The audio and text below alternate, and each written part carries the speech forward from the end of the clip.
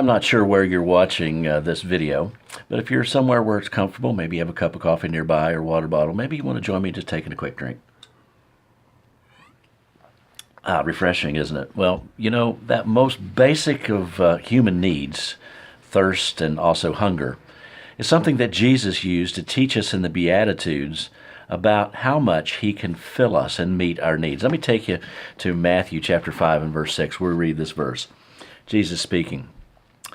Blessed are those who hunger and thirst for righteousness, for they shall be filled. I want to kind of look at this in reverse order. Think about the promise first. Those who thirst and hunger after God's righteousness, those are things that are spiritual, to live in harmony with His standards and to have a relationship with Him through Christ, are those who will be filled.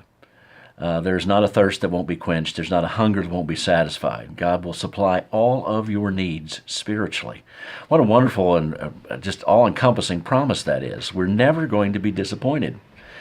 The part that lies with us is the first part of that verse, to hunger and thirst after righteousness.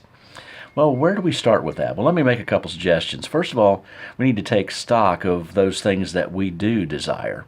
Is there something in the way? Is there something that's stealing our attention, distracting us so that we're not pursuing our relationship with Him? If there is something there, then that needs to be put out of sight, put out away, put out of our lives. But, well, where do you start with developing hunger and thirst in the right way? Well, think of a child. Oftentimes when you introduce a small child new foods, the texture or the look or the smell or how it's presented might be something that they really don't want to try. What do we as parents, grandparents, adults usually do? Well, just try it. Take a sample. Just taste it. You might like it. Where do we begin to develop this hunger and thirst? Well, we begin by sampling the Word of God and doing so every day.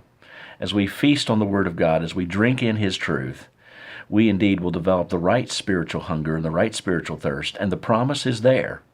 If we hunger and thirst after righteousness, He says we will be filled. We'll see you again real soon. Take care.